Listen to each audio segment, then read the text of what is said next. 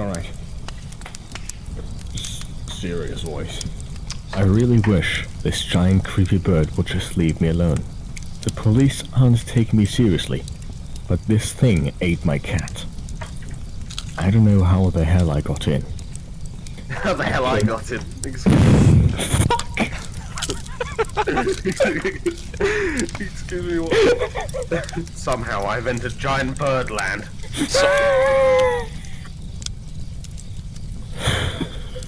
Shall we continue? This is great. The police aren't taking me seriously. I wonder why. Fuck off! But this thing ate my cat. I don't know how the hell it got in. After 9 years in development. This is gonna take an hour. We got 2 fucking lines, not even. I came down the stairs early one morning, and there it was in my living room. This monstrosity stood taller than my 12-year-old son, a horrible sack dangling from its neck, protruding out of an enormous winged body on top of spindly legs. Mitten's fluffy black tail was disappearing down into its massive beak. I turned around and headed right back up the stairs, grabbed my son, and locked us all in the bedroom. You would too, if you saw this thing in your living room. I called 911, and after just barely convincing the operator that it wasn't a prank, they sent somebody out. The cop got to my house and had a look around. The giant bird wasn't there. Mitten's mangled body, or what was left of it, was found in the backyard. The cop said, sure. It looked like something had gotten him, but certainly not a 5-foot-tall bird that had somehow gotten in my house, with no signs of forced entry, eaten my cat, and then partially regurgitated him in my backyard. My wife too thinks I'm going crazy. I am, but that's beside the point. This thing is driving me crazy.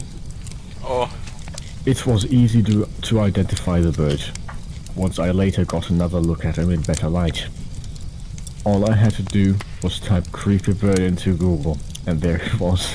Fucking Alright, there's a link. Marabou store. Copy the image. That's the creepy bird. That's it. It's called the Undertaker bird, for God's sake. How edgy. It's a fucking gay-ass, shrinkly-ass fucking ostrich, boy. Probably. It's called Undertaker bird, for God's sake. Now imagine how freaked out you'd be if that thing was following you around for a week. I know it doesn't make sense. I'm in Maine, and this beast is supposed to live all the way over in Africa. I don't know how it got here. Immigration. I don't care if anybody else has seen it. It's here. The second time I saw it, it was in the beer aisle at the supermarket. First time I saw it, it was in the Lidl, buying some ice cream. This dude was probably high on drugs. Alright, let's keep going. I turned the corner, and there it was, staring, like it was waiting for me. I stood in terrified shock, and kept waiting for somebody else to come along and do something, but nobody came. We had the aisle to ourselves. It spread out its massive wings so that they reached both sides of the aisle, and then let out a truly awful croak. What the fuck? A truly awful croak.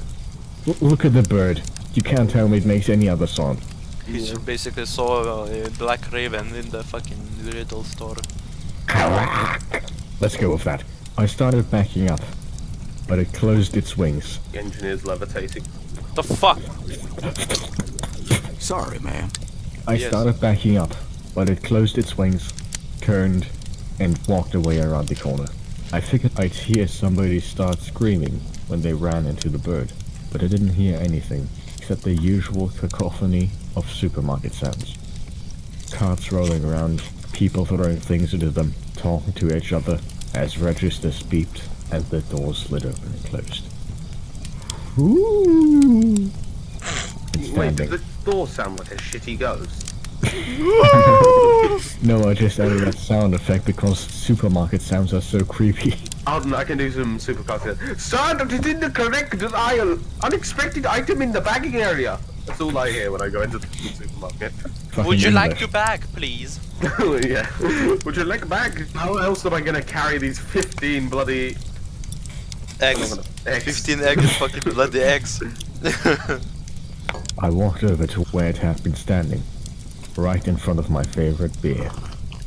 I looked down, hoping to see a feather or some other tangible evidence of its existence, but there was nothing. Somebody turned the corner that the bird had disappeared around. I searched his He face. wants the bird. Somebody turned the corner that the bird appeared around. I searched his face for some sign that he had seen a giant, terrifying bird loose in the supermarket. I figured it would be hard to tell. He looked bored and maybe a little irritated, so I guess he hadn't seen anything. If it was real, I don't know how anybody could have missed it. I considered just abandoning my groceries and getting out of there, but at that point I was starting to doubt my sanity. I figured it was just best to pretend outwardly that nothing happened.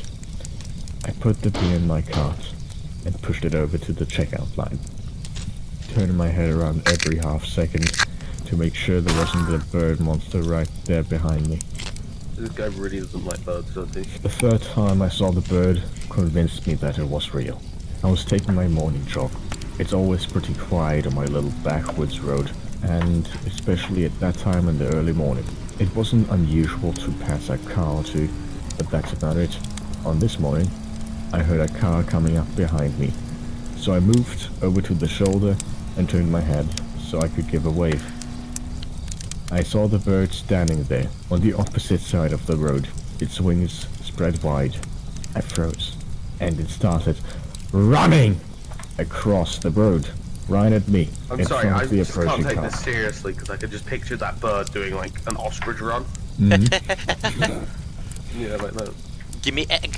I saw the flash of brake lights and heard the squeal of tires.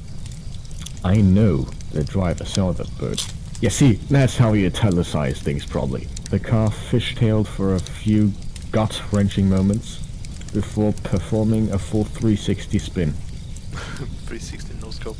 Deja vu, never been into space before. Then it was careening off the road, and it smashed into a tall pine tree.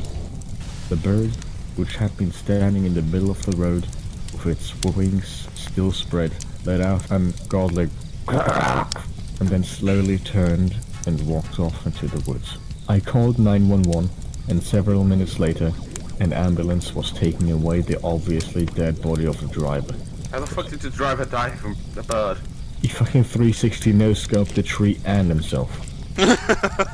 We live in a small town, so the cop who came was the same who had come to my house before. Officer Gills. He'd gone to high school with my brother. I was taking my morning jog like always, I said, when I heard the car come up behind me. Gills wrote something down on this notepad, and I looked over, and I saw it. The damn bird. The one that was in my house. It's a marabou stork. Gills shot me a look, flipped his notebook closed, then walked out into the middle of the road. He tested the pavement with his foot. Black ice, he said. I started carrying a gun after that. I hadn't fired it for a long time. When I had a pistol at the top of my closet. It was the same one I used to shoot with my dad when I was a kid, and I kept it mostly for sentimental reasons. I've seen the bird one more time since the car crash. It was again on my road, this time at night. I was driving home from dinner with my friends when I saw it there, lit up by my headlights. It was crouched by the side of the road, picking away at a deer carcass. I stopped the car in the middle of the road and watched as the bird lifted its ghastly wings, a string of entrails hanging from its razor-sharp beak. I reached into my glove box and grabbed the gun. I am not a brave man, which is exactly why I was determined to end this thing right then and there, one way or the other. I had been miserable all week, unable to sleep, jumping at every sound, afraid to walk around every corner. I have begun cooking up theories to explain the bird. Maybe it was a demon from hell, sent to punish me for something I had done. I stretched my mind to piece together. What did my cat, the supermarket, and the crash have in common? Nothing. What had I done that was so bad I couldn't think of anything? At any rate, if I hadn't been so desperate, I would have never had the courage to do what I did.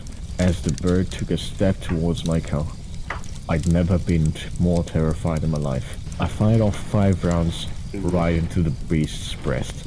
I saw the bullets hit. The bird shook, and blood spurted from the wounds. It opened its deadly beak, as if screaming in agony, but no sound came forth. I put the car in drive, and tore the hell up in the hill, and kept going until I got home. I thought it was over after that. Nothing had followed me home. I didn't see the bird the next day, but I know it's not over.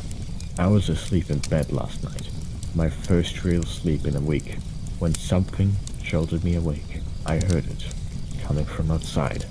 I stayed awake after that, staring up at the ceiling, gun in hand. I don't think it's going to end well for me. Nobody will help me. My wife has suggested a temporary stay in the psychiatric ward, so I've stopped talking about it. But if something happens to me, you'll know the truth. That's it. Ah, that's so gay. Perhaps this creature is like the Mothman, appearing in places or near people who are about to die. I think it doesn't mean any harm towards you, and you simply have the gift to see it. Apologizing for shooting might be a good start.